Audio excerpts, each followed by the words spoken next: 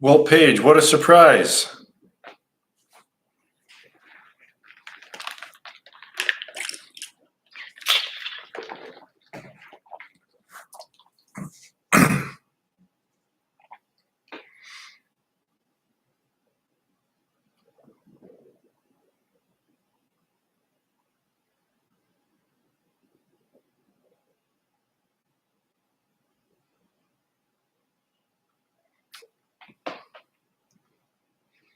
Everybody needs this all the time.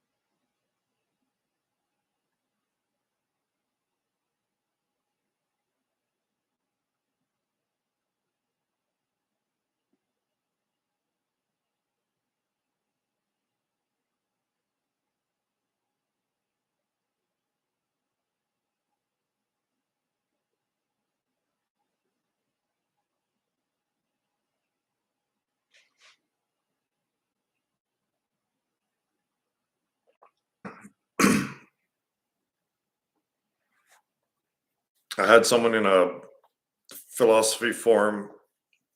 I posted one of my satsangs because they were asking me, well, they're pressing me on my theory, and I said, well, this is the culmination of the theory right here. This is it. This is the answer right here. Just and someone told me I looked ridiculous just sitting there staring into nothing. It's like, well, why is it that someone sitting in and of their own existence being happy, why does that look weird if we have things so inverted? Whereas someone staring at this instead of all this and being artificially going, ah ha ha, oh, that's not crazy.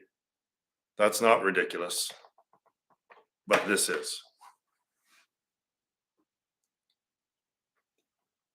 Reveling in one's own divinity, what would that look like, I would suppose?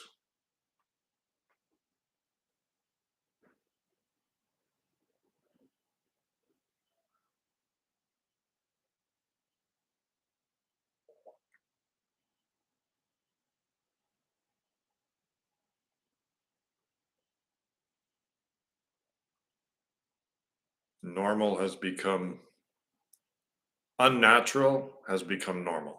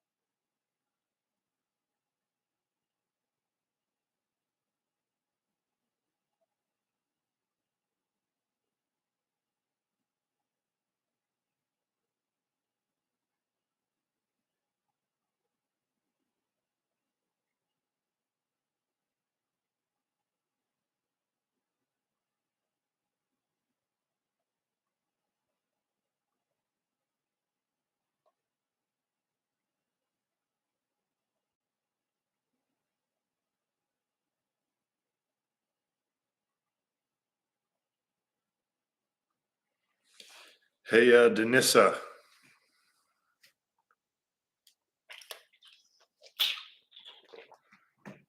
how are things in Romania? Cold?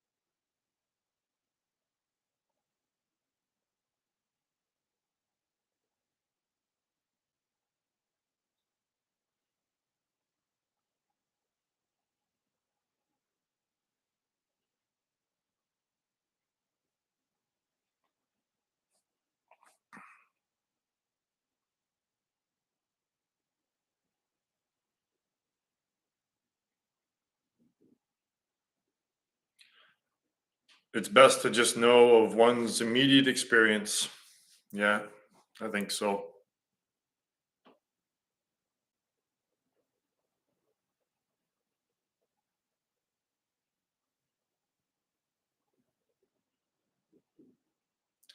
How are things in Denise's realm of Romania?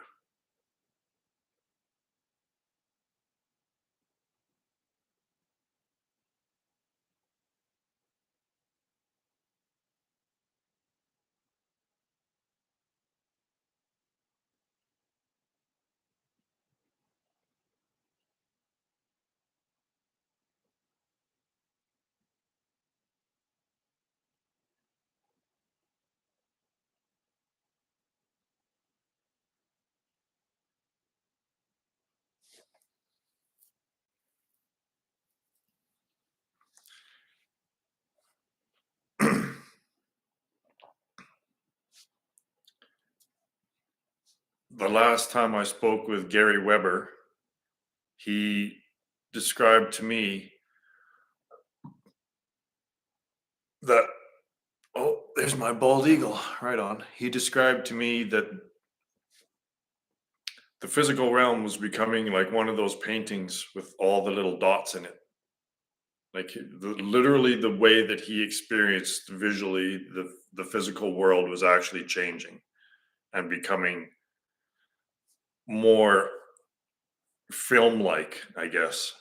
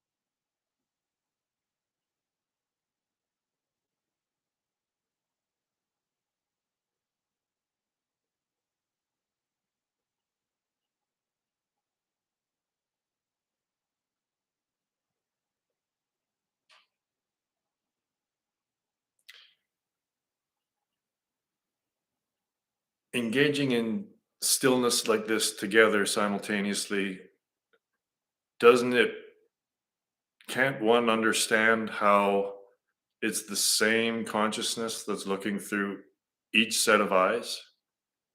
In the stillness, this unity is recognized, but outwardly focused on, I'm having different sensations than you, but that which is having the sensations is the same. The awareness is the same, the content of awareness is always different.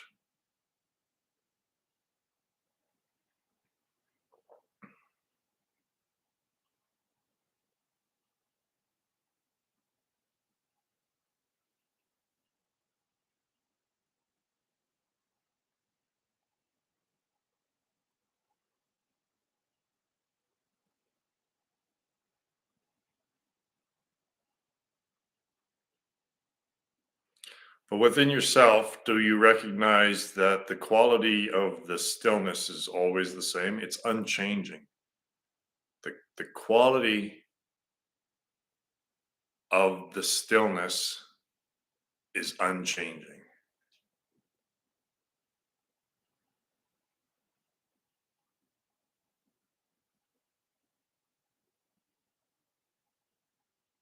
Yeah, that's fair enough. The state itself doesn't require any explanation or description.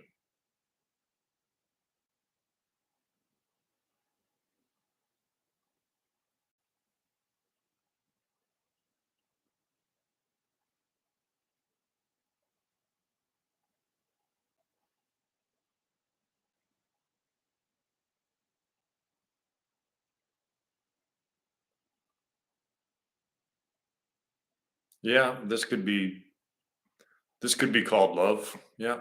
agape love, I guess.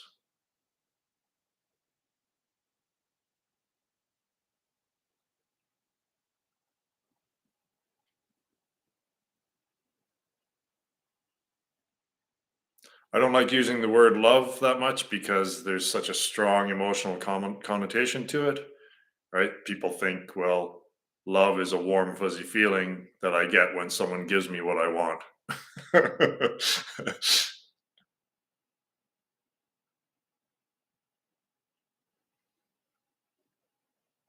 Yeah, that's why I use awareness more than love.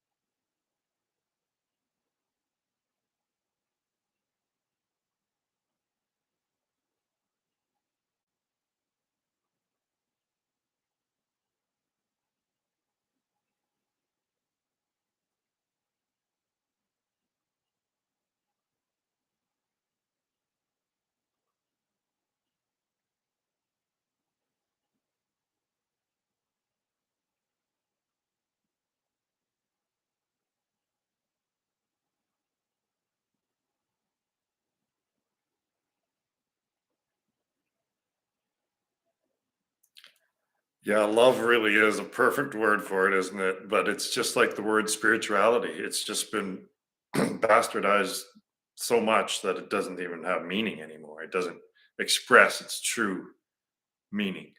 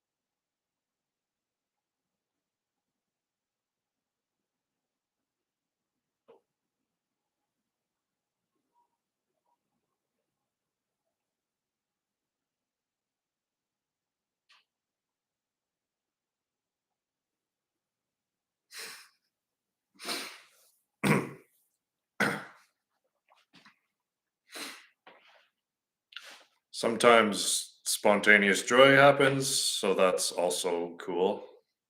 Just start laughing. uh,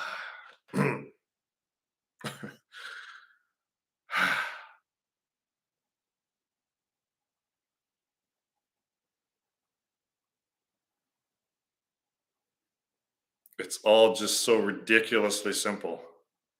Just, oh, ridiculous. All this complexity and nonsense. It's just ridiculous. Okay. Oh,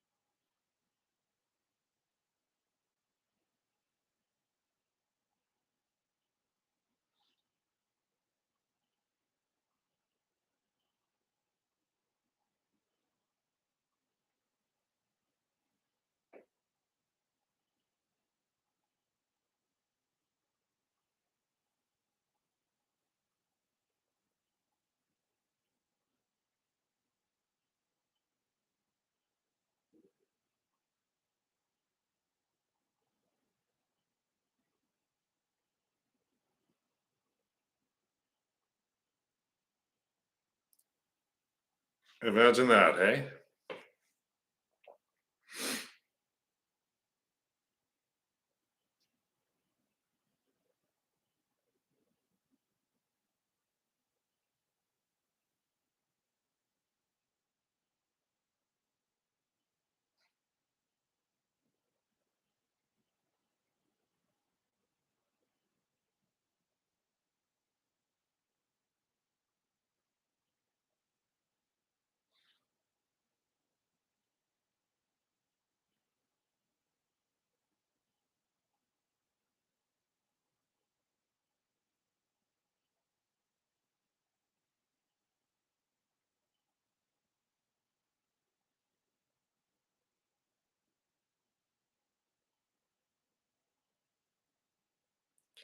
Sometimes it seems like it's too much for the human nervous system to handle, and it needs to, I don't know, cry or laugh or I don't know.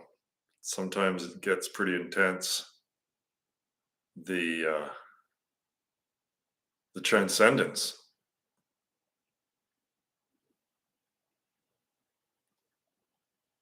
It's not a part of normal human consciousness, that's for sure.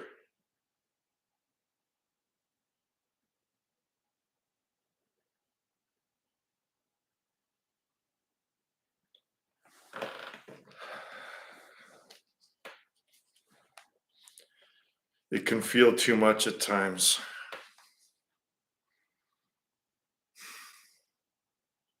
Yeah, yeah. Just just let the nervous system deal with it as it needs to, I guess.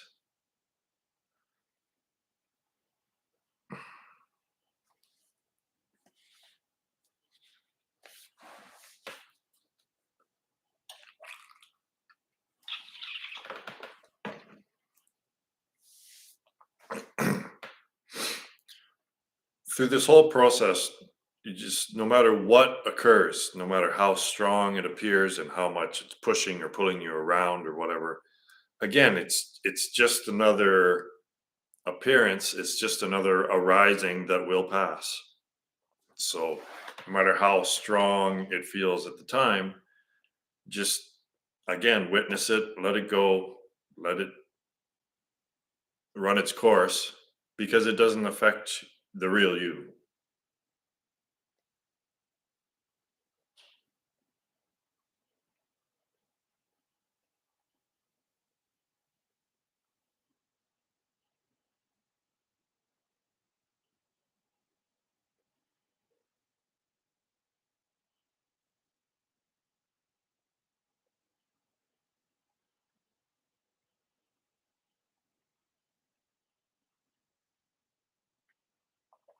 I think a sense of humor is important, not to take things too seriously.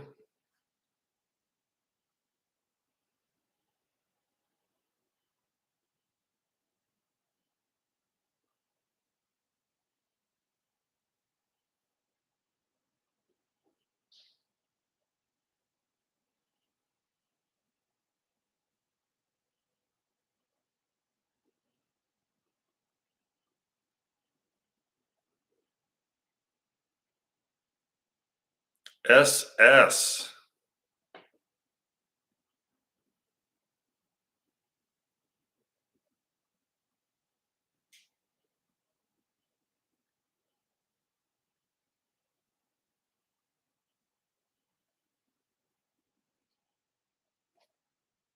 That's it, man. It's just a game. And we are engaging, we are playing this game at the most fundamental level. Like we are duking it out with Maya in a sense, but also playing with her, right? So there's when you're playing a game, you have an opponent, but that opponent is together with you in order to play the game. So it's kind of a funny situation, isn't it? You're playing with them in the game, but you're playing against them. You're playing with them as the game, but in the game, you're playing against them. Them, her, it, you, yourself.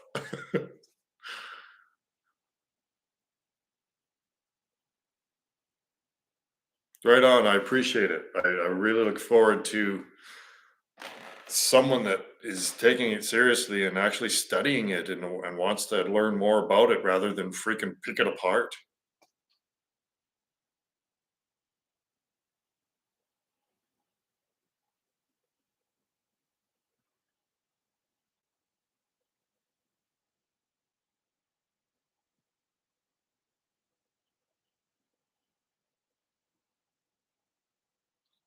Yeah, even the theys that appear to be separate from you are actually you. So that's another trippy part of this game is we're all just playing with ourselves.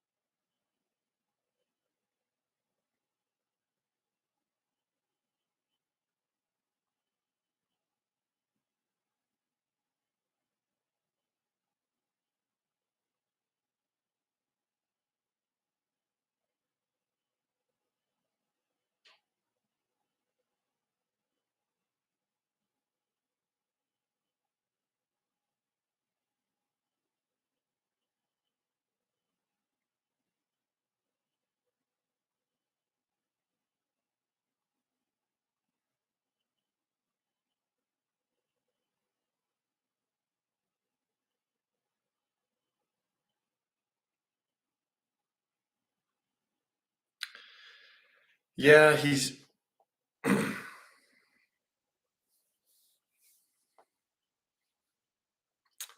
taking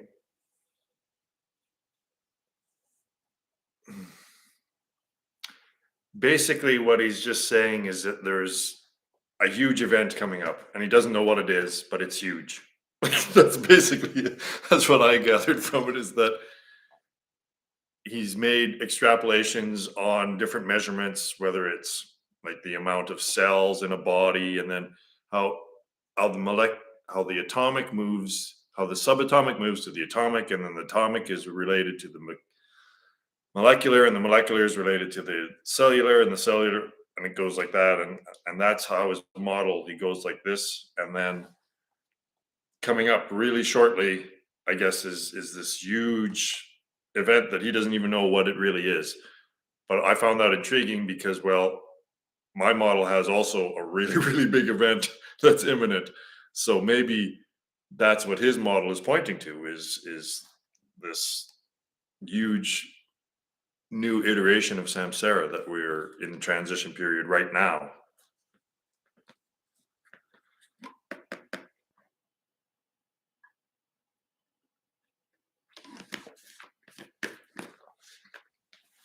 But at least he recognized, he said himself, like, this isn't really a theory of everything. I'm not trying to figure out what the meaning of life is and all this stuff. He's very honest about that. He's just saying it just, from what my interpretation was, he's just seeing in the future immediately, and the cosmic scheme of things immediately.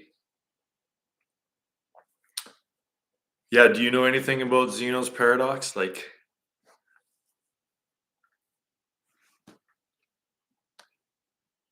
his entire theory is relative. It's relative based, right? It's measurements upon other relative things. So eventually, it probably is going to fall apart or needs to merge into my theory, which I don't know, has conclusion.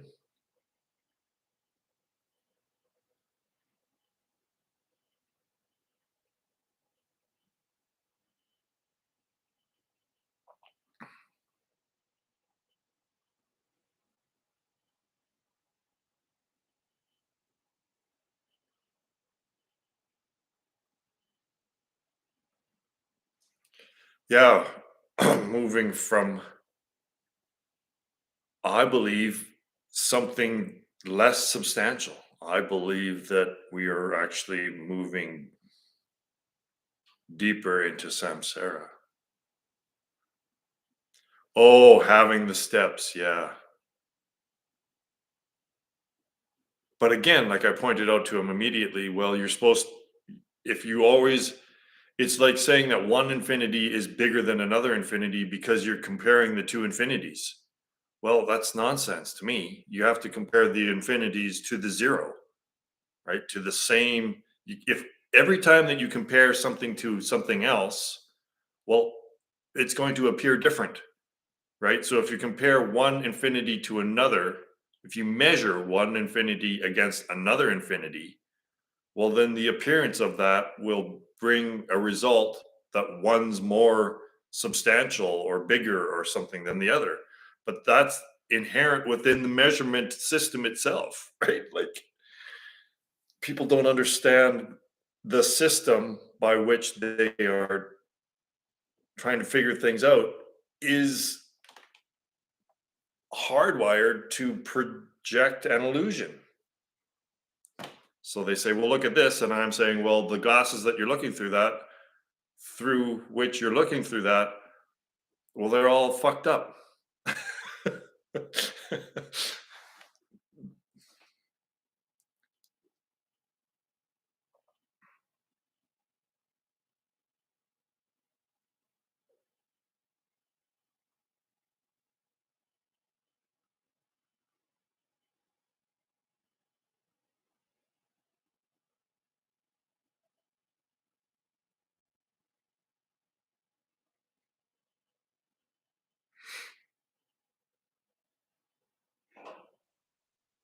What I did like about the dude, though, is that he actually genuinely wanted to listen and understand what I was saying, right? So that's a big bonus rather than trying to pick it apart.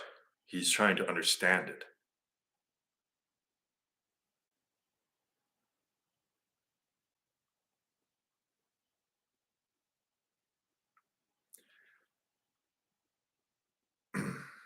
After a decade of trying to get people to understand this theory, I've come to see where I'm wasting my energy on, like, on who. I can tell pretty much immediately who might need just a little coaxing or a little different perspective before they can see what I'm seeing, and those who will just never see what I'm seeing unless they have a dramatic change of perspective. And I don't have time. I I'm not trying to convince people anymore. I present this, and if they see it, they see it, and if they don't, they don't, because it's already in its most condensed, distilled form. I cannot make it any freaking clearer than I already have, right? So it's like, well, either you see it or you don't, man. I don't, I can't make it any more clear for you. But in order to see it, I believe you have to look at it from this perspective. You need to look at it transcendent of thought.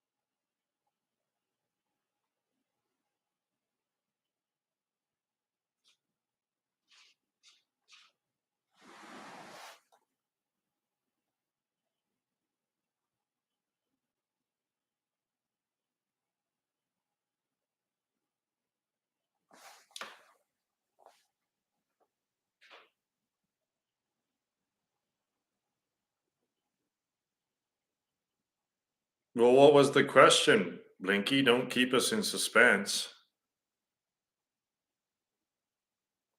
There we go.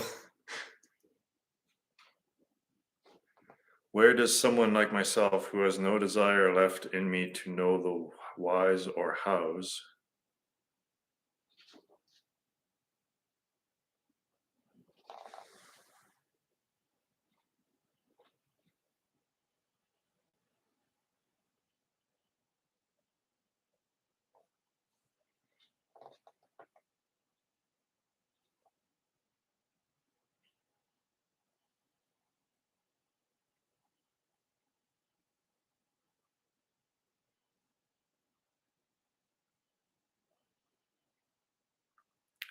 you're not making any sense, Blinky.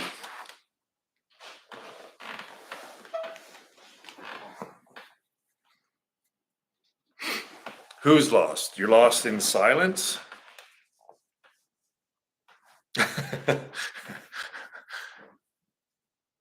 You can be lost in thought, but you can't lose. You can only find yourself in silence. You can lose the ego in silence.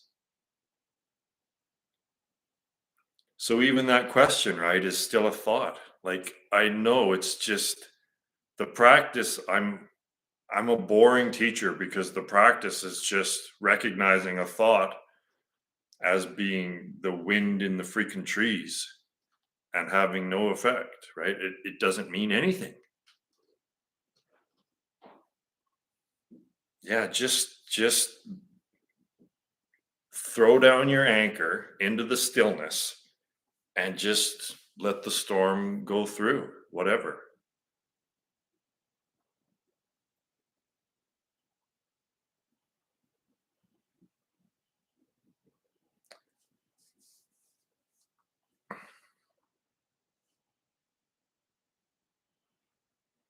Yeah, what video were you watching where this came in?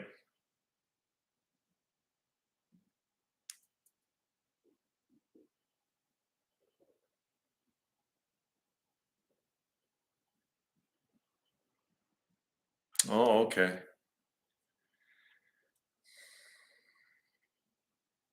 Well, like I said, I feel that you can lose self in thought. You can become literally lost in thought, right? That's a phrase even.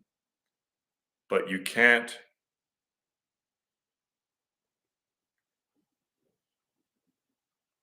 you find self in the stillness and you lose ego. So what's frightening is the ego. The ego is frightened and then it throws up a thought to get you involved in ego again, right? The egoic mind. So the ego is just thoughts. It doesn't even care whatever it takes for the ego to get you to start focusing on thoughts rather than self.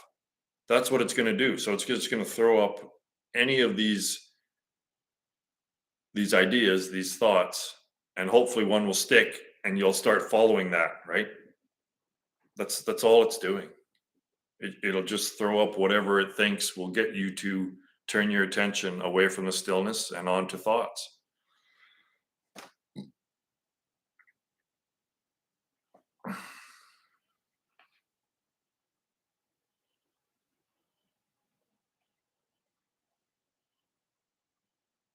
I mean, it's completely liberating when thoughts no longer have any effect on you at all. Like that is a huge degree of freedom, isn't it?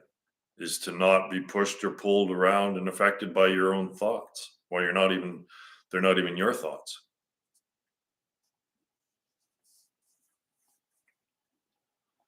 Yeah, it's an entirely made up fictional realm that people enjoy traversing.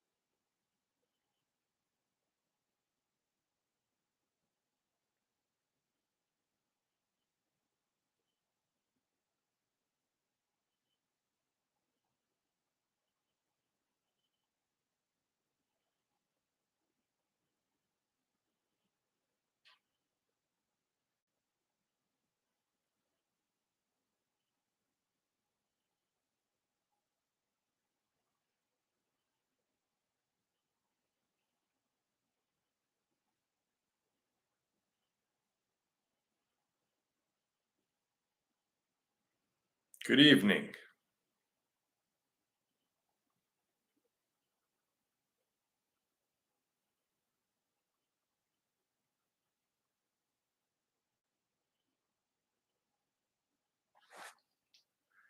Yeah, that's fine. Just let the emotions play out, but just don't fuel them. Don't fuel the fire unless you really like emotions. But to me,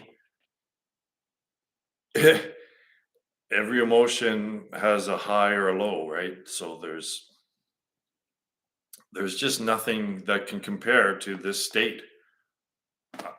This, as Ramana put it, this is the pristine state.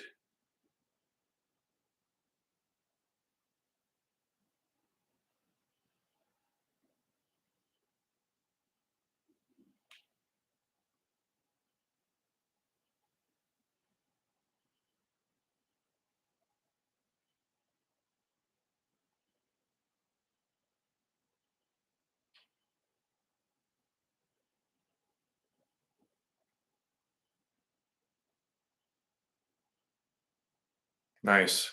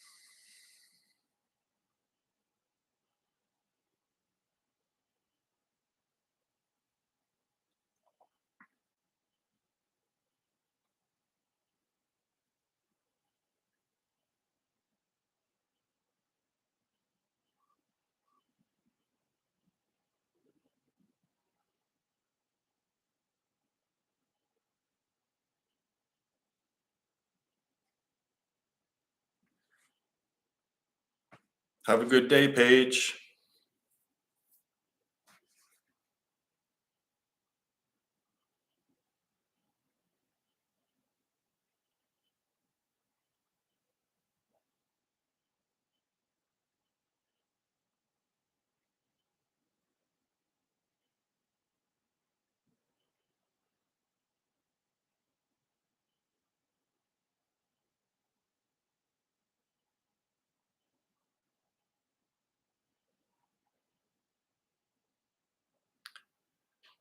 That's a good question.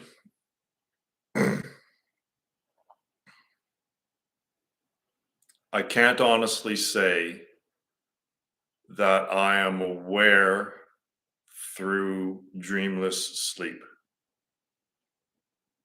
but it does appear as though the sleep state is entering my waking state because I don't really feel time, and the world is becoming kind of in the periphery. So the peace that is experienced in dreamless sleep is prevalent in my waking state,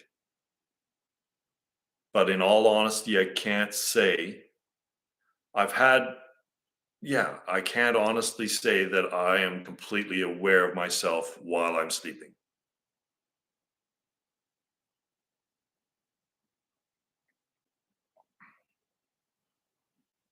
I mean, not all the time, but sometimes yes, but not all the time.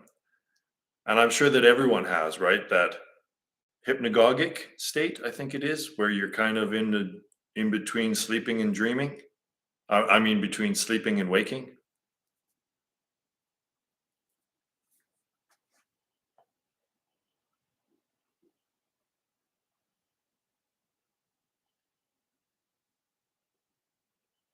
But I'm telling you, man, like the disillusionment of time is huge, right? Without time, there's no boredom, right? So in dreamless sleep, there's no time. And in my experience in the waking state, there's also no time.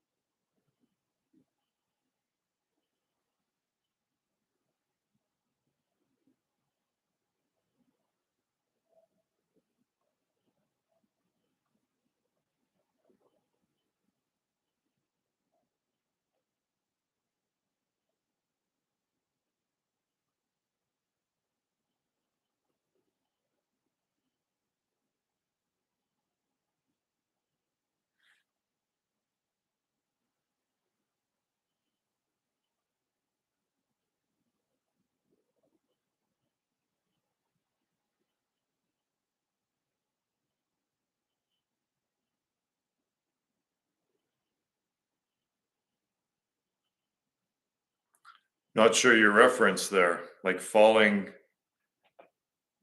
off a cliff in a dream.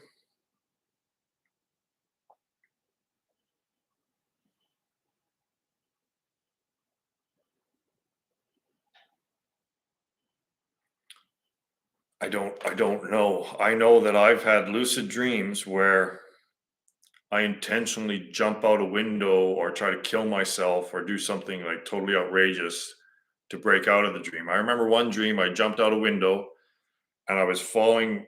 I knew that I was in a dream, so I was like, "Well, fuck this! I want out of here." So I'm just gonna jump out this window, and probably this might wake me up. So I remember my dream body was falling right towards the pavement, and I stopped like this vertically with my head down, and I kissed the ground. Like I stopped and I kissed the pavement, and then I think I woke up. So-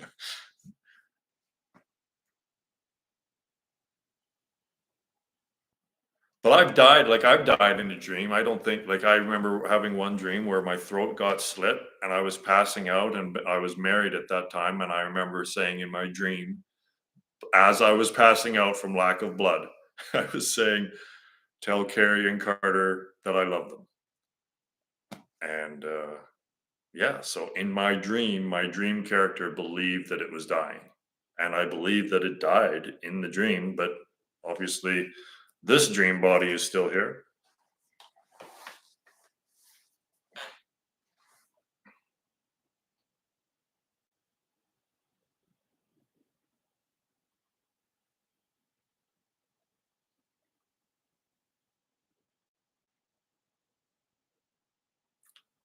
But that whole suicide thing doesn't work in this situation. It just doesn't work. You can't just kill yourself and there you go. You're out of the game. That's not written in the programming of the game.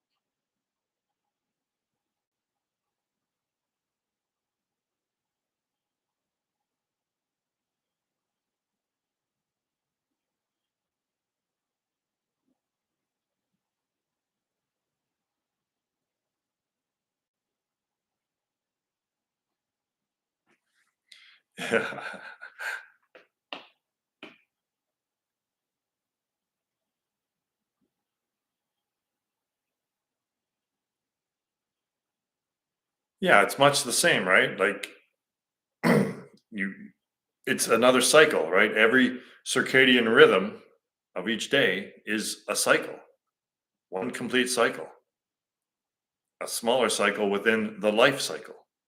So it's yeah, it's exactly the same thing. You'll go to sleep, die, and then wake up or be reborn in a life that's very much similar, like a fractal, just like your yesterday is very much like today, and tomorrow will probably be very much like today, except just a little subtle change as fractals do. So, yeah, cycles within cycles within cycles. And now we are faced with extinction, right? So, sleep equals death, and death. So if these are two proportional, right? Like sleep is a little death, death is a little extinction. So this is why I'm saying that this is so important right now. Like this is a big, doesn't get any bigger cycle than what's going on right now. The extinction.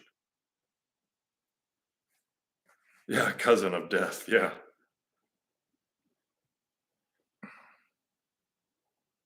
And extinction is the granddaddy of all.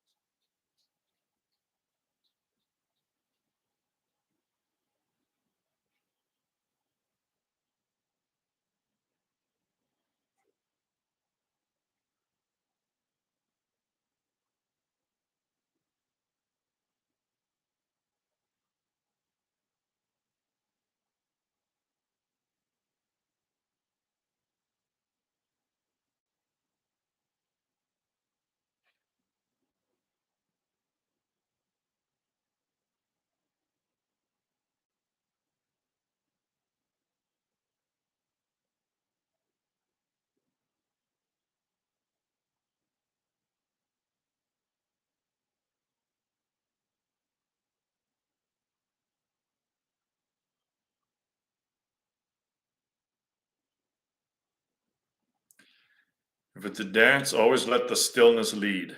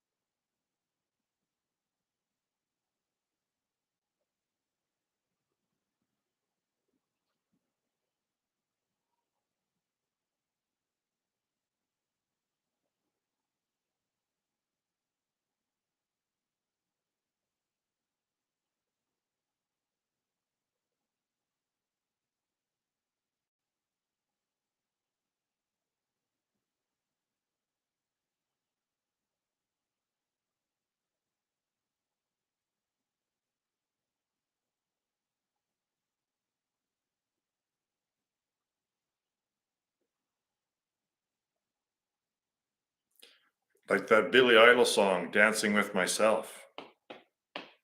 Anyone else old enough to know that one?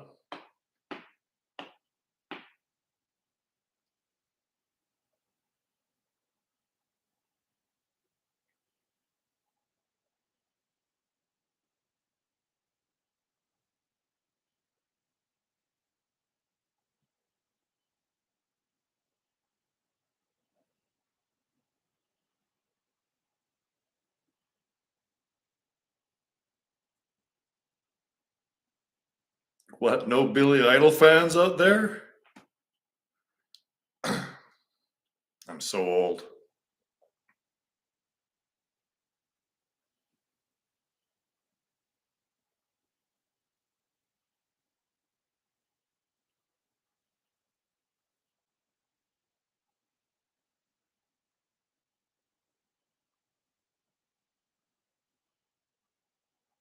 Just a kid.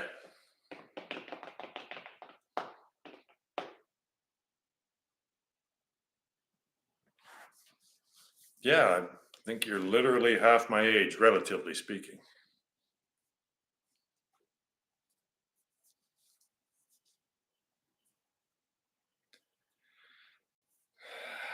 So that sounds like a salvia trip to me.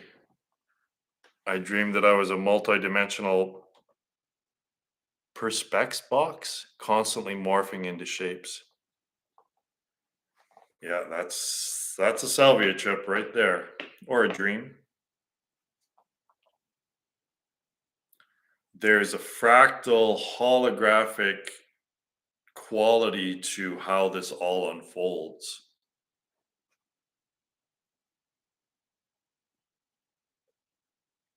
And that's the infinite redundancy of samsara, right? It's like the Mandelbrot set.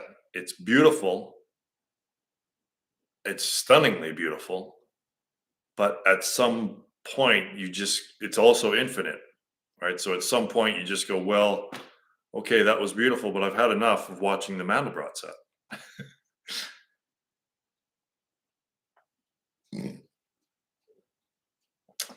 I bought when I had money. Now the crypto's gone down a lot. So, but when I did have lots of money, I bought all my talking about a screen. I bought like an 82-inch freaking high def, really fancy TV just to watch the Mandelbrot set. Like, really. Of course, every now and then I watch something else on it, but usually I throw on the Mandelbrot set.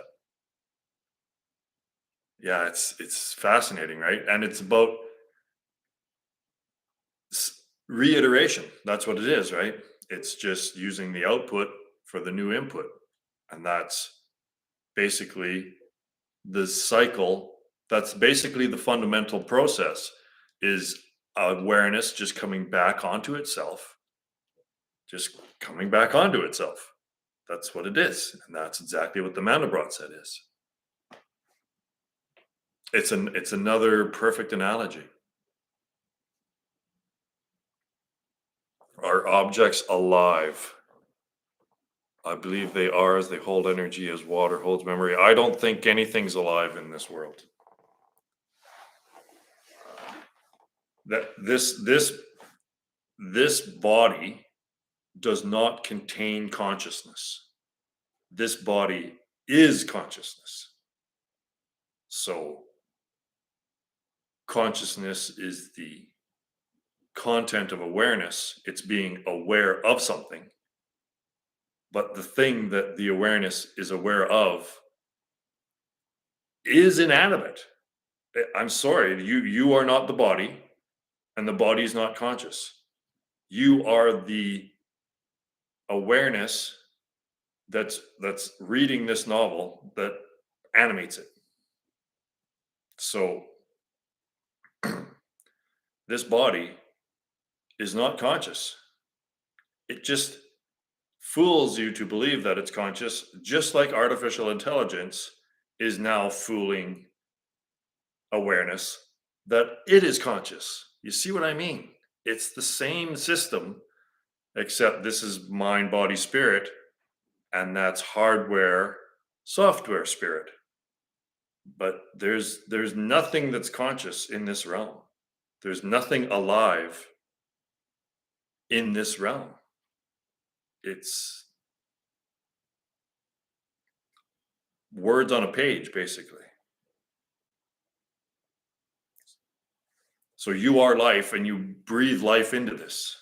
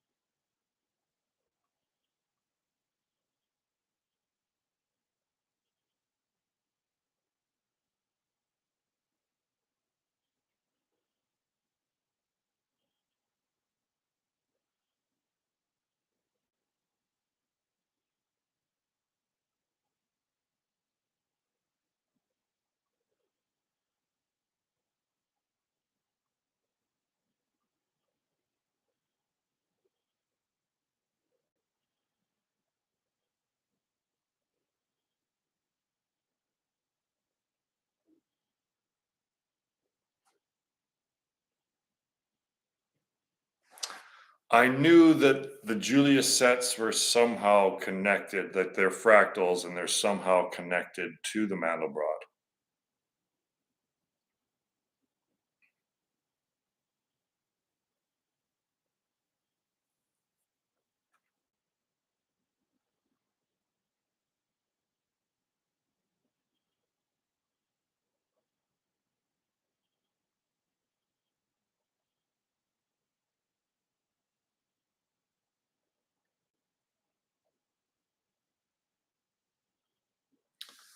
Nothing means not anything.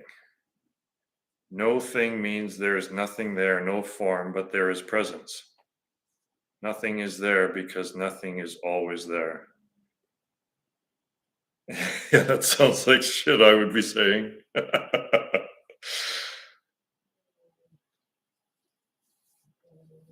See, this is why my model just gets away. It just does away with the word nothing.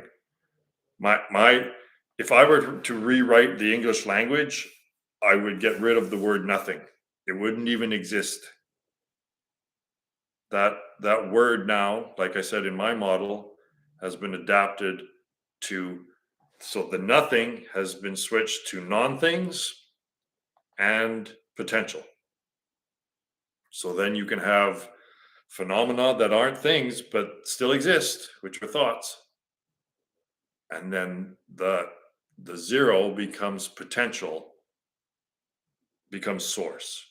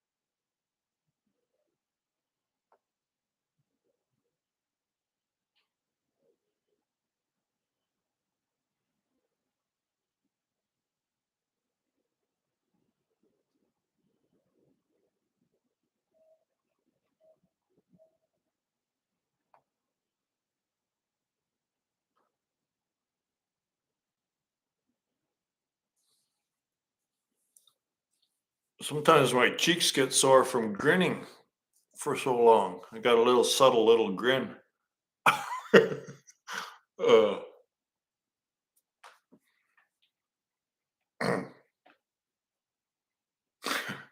right back to the grin. Ah.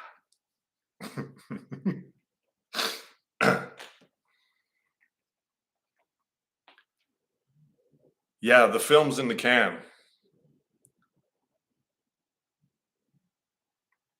I I'm going to paraphrase this, but after Ramana's enlightenment experience, he remained completely silent, didn't speak for 7 years. And when he finally did speak, his mom was begging him to come back home because he ran away from home at 16. And he said, no matter how much you try, that which will not be done won't be done. And no matter how much you try to not do what's going to happen, it's going to happen regardless. So the best route to take is stillness.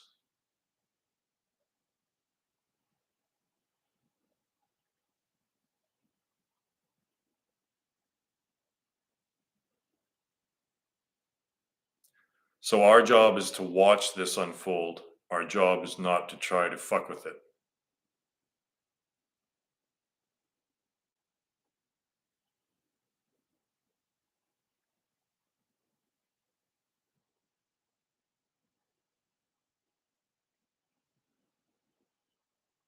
Maybe I should put that in, like, put a nice little frame around it with little colors and nice presentation, put that on Facebook. Our job is to observe this and not fuck with it.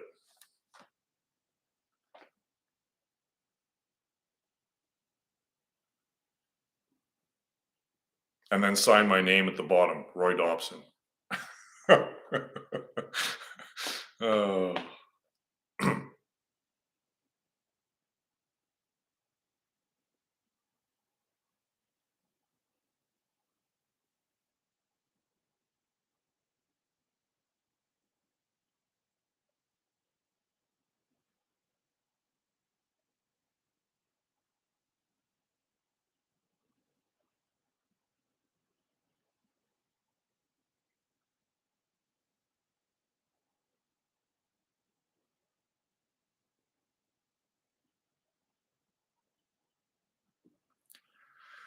Whether or not destiny plays a hand in who wakes up or not in this lifetime.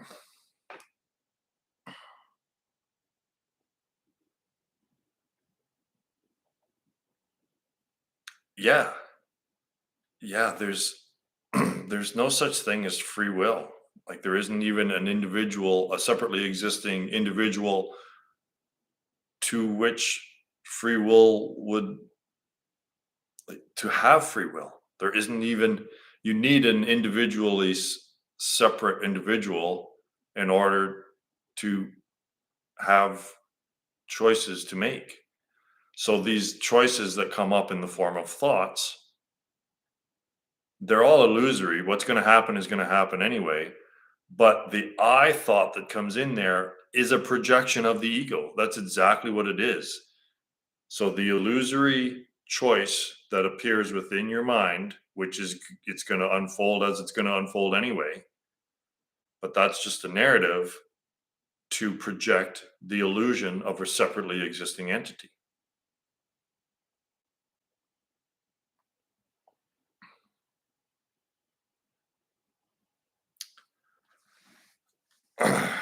I guess it's, yeah, it's because the self doesn't need to wake up. So yeah, it's when the self becomes aware of the illusion of an identity. I guess just let that process play out.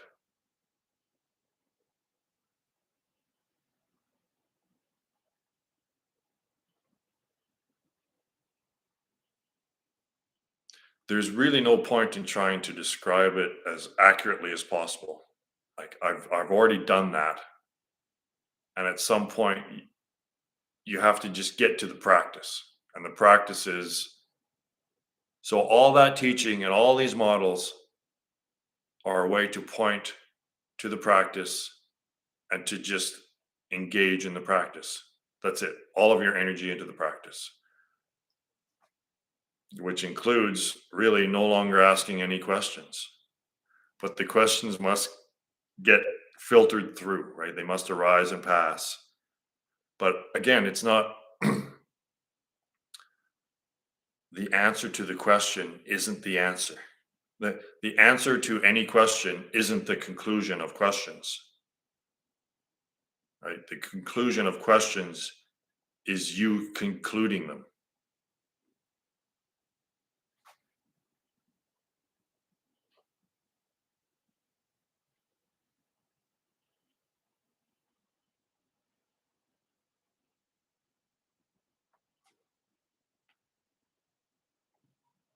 And if you let go of trying to control things, then it'll unfold effortlessly and naturally.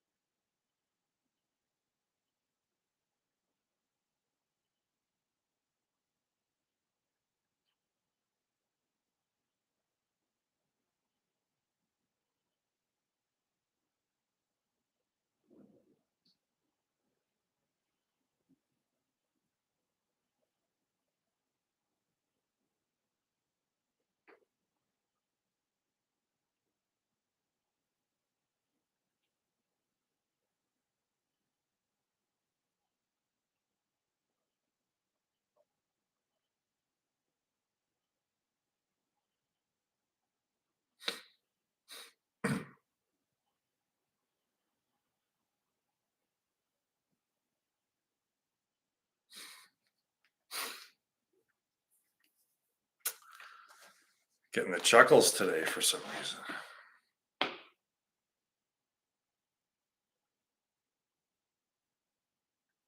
It's kind of like the Cheshire cat. Just sees it all, reveals it, and then disappears with a wink and a nod.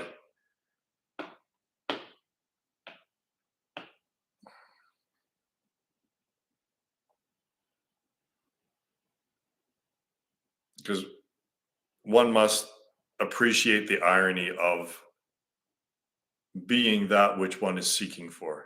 Like the irony that you are God is just delicious, right? All humor arises from irony, and this is the funniest shit ever. that you're what you're looking for, and that all this suffering is just pretend.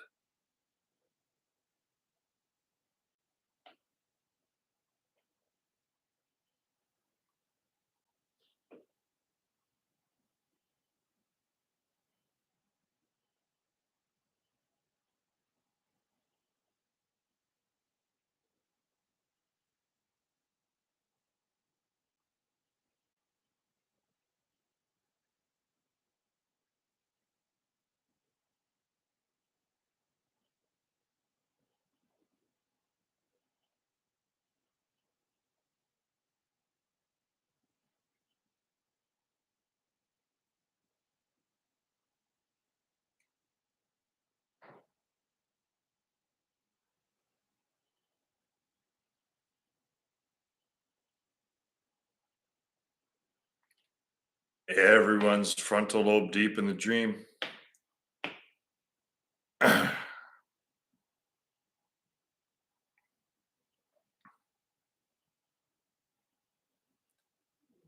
if you try to even start to have a conversation about this deeper stuff, their eyes will glaze over and they'll just start going.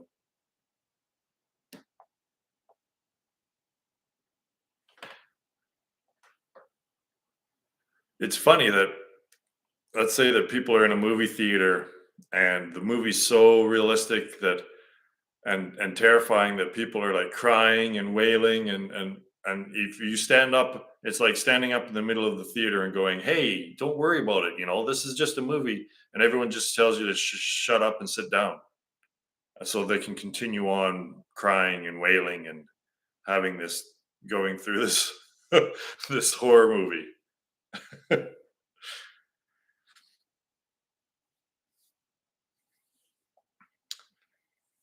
Yeah, see, but that's the thing, is that in a world of insanity, those who are sane look to be crazy, right? Like I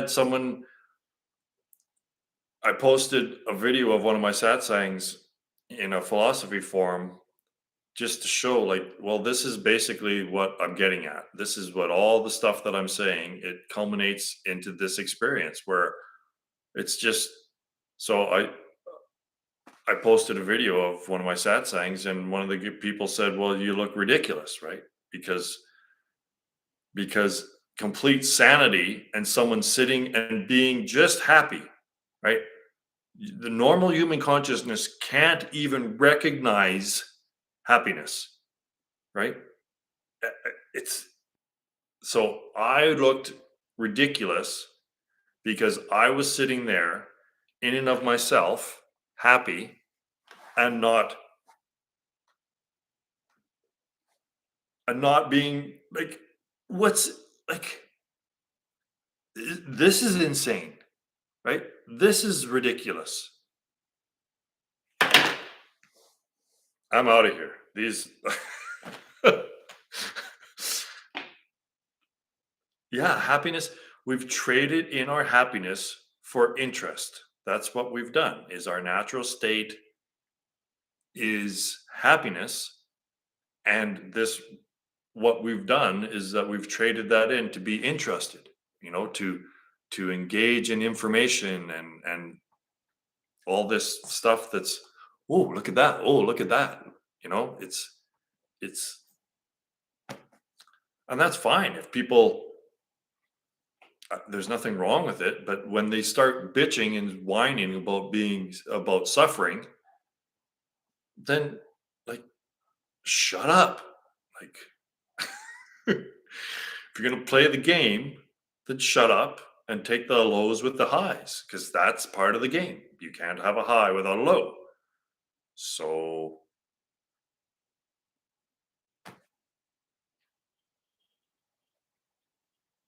one must take the perspective that this whole realm is samsara, and the reason why everyone is here is because they are in a state of delusion. That's why this exists, is because you are in a state of delusion. But you're starting to come out of it now. And you're grooving on the happiness rather than the interest.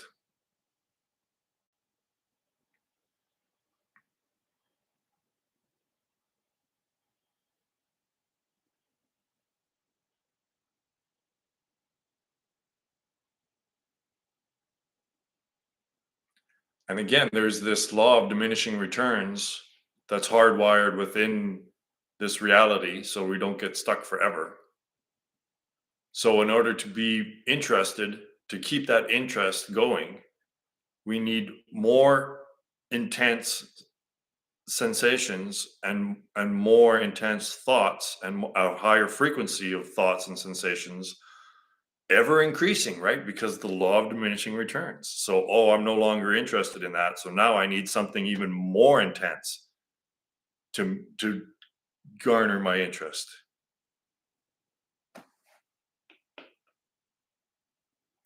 If one is enlightened, can one still engage in the delusion and experience the highs and just return to the enlightened state to avoid the lows? No. And here's my question: is why would an enlightened being want to engage in this any longer? It doesn't make any sense to me how these teachers say, well, you can be an enlightened and you can play around in this game. Well, why? Why the fuck would you want to? When you realize everything's completely unsubstantial. Like, you've already done everything there is to be done. You've already done everything that there is to be done. What, like, it's all just redundant, empty, unsubstantial experience. So why would an enlightened being want to engage in that anymore? It doesn't make any sense to me. But yet you have these teachers that say that you can have that cake and eat it too. But why?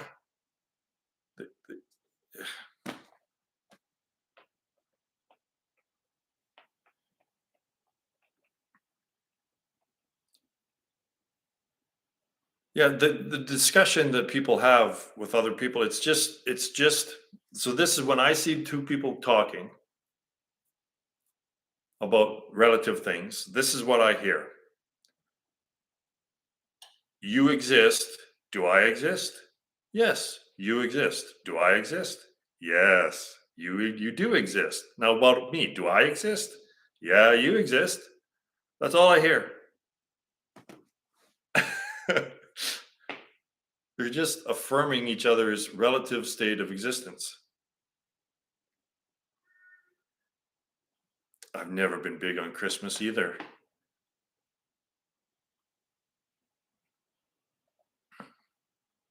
But tradition can go along with identity, right? I know that there's some sort of identity wrapped up in tradition, but that gets people stuck, right? Tradition actually gets people stuck in their identity.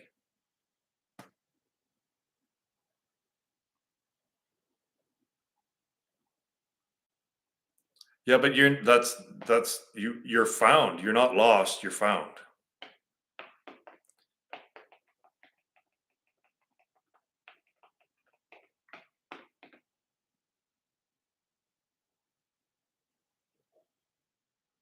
No, I get it. Like, there's no more drive to have new novel experiences because when you recognize that every single experience is as fundamentally as unsubstantial as the playing of a video game, then it doesn't fucking matter what the experience is, no matter how loud it is. It doesn't matter how loud a movie is being played or how many flashing lights there are on there or how many intense scenes there are in the film on the screen. It's all made up, right? It's all unsubstantial. So if it's louder, yeah, it might garner more attention. If there's more flashing lights and explosions, yeah, it might attract your attention more, but that doesn't make it fundamentally more real. Your attention that you give to it makes it appear more real.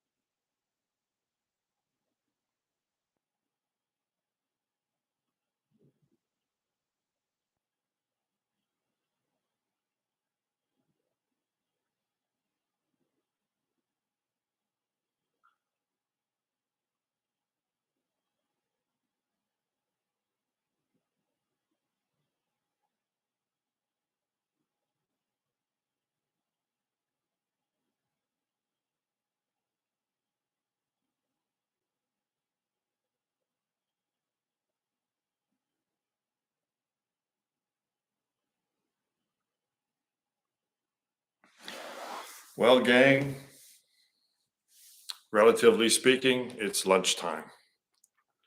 Thanks for popping by. I really appreciate this is my dharma. Like you guys are helping my dharma fulfill itself. What a selfish way to put this. But thank you um, for tuning in.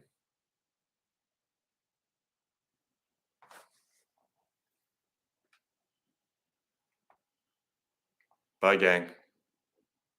See you tomorrow.